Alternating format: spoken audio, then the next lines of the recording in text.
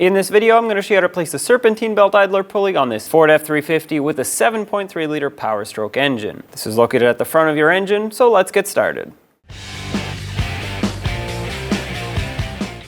Let's remove the serpentine belt. For that, you'll need a 1/2-inch drive ratchet or breaker bar or a serpentine belt tool.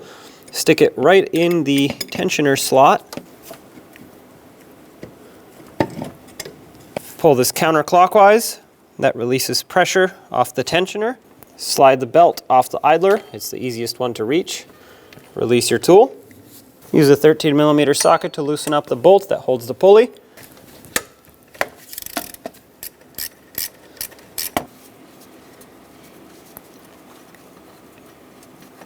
Take this off. You're going to need to take the bolt out of the old idler and slide it in to the new one. Thread this on.